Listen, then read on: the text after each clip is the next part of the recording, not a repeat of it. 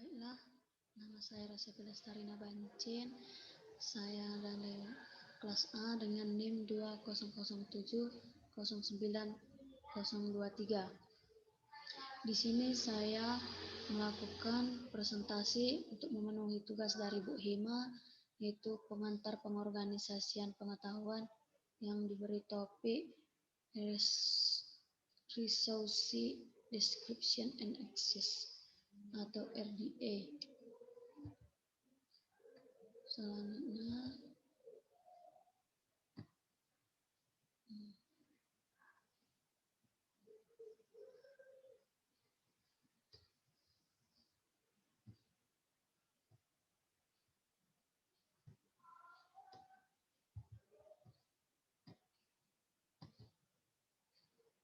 Selanjutnya mengenal tentang RDA.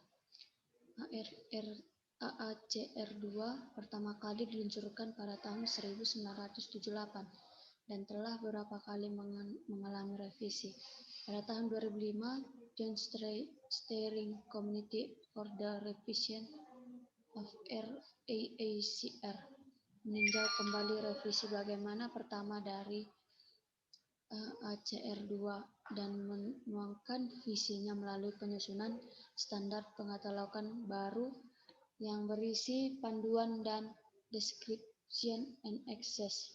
Pembangunan RDA dilakukan secara kolaboratif dan melibatkan banyak pihak untuk menjamin harmonisasi RDA dengan standar pengatalogan internasional dan komunitas penerbitan yang telah memiliki daftar terminologi alat standar ONIX yang digunakan untuk dunia penerbitan maupun perpustakaan.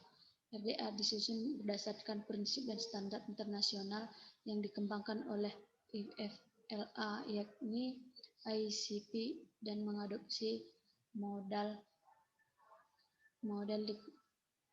konseptual FRBR dan FRAD serta ISBD.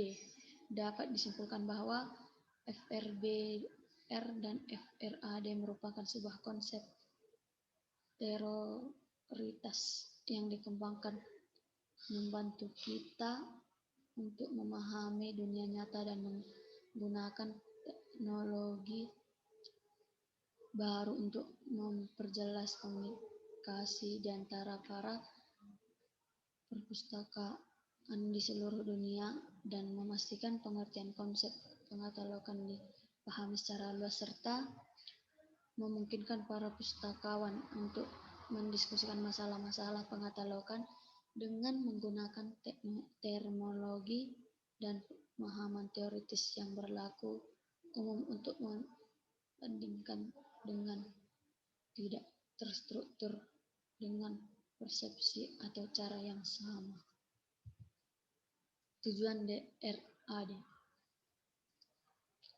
RDA. Tujuan RDA, kerangka kerja yang lebih fleksibel untuk mendeskripsikan semua jenis materi analog dan digital, menyajikan data yang mampu beradaptasi dengan kemunculan struktur database yang baru, menampilkan data yang kompatibel dengan cantuman bibliografi yang telah ada dalam katalog perpustakaan online. RDA sebuah proyek kolaborasi.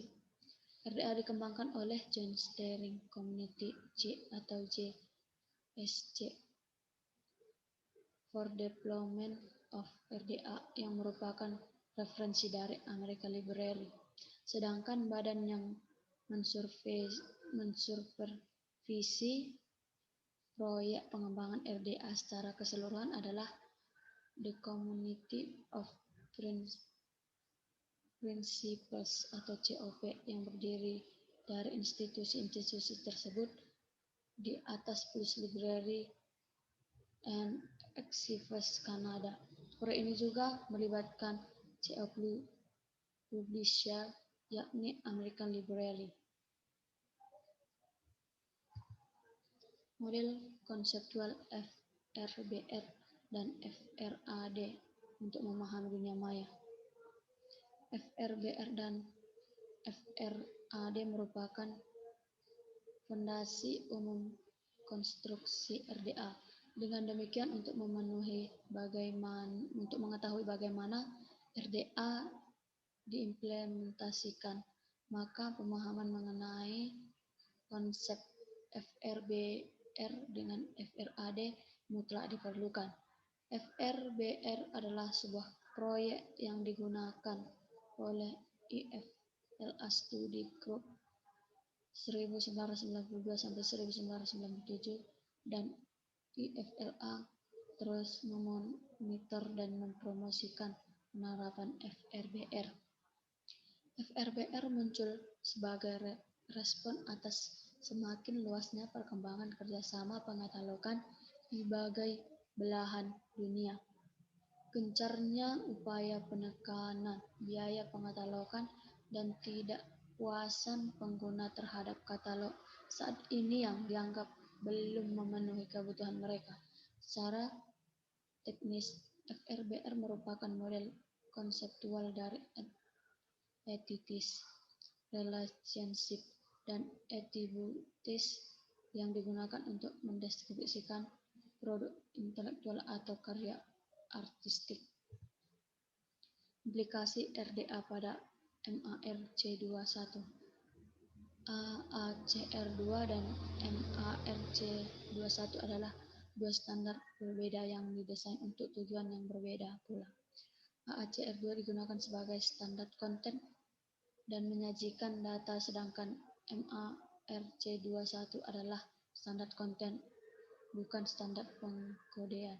RDA berisi panduan dan instruksi perekaman data, bibliografi atau authority records. Dalam hal ini, MAR21 adalah salah satu pilihan skema pengkodean untuk cantuman bibliografi RDA.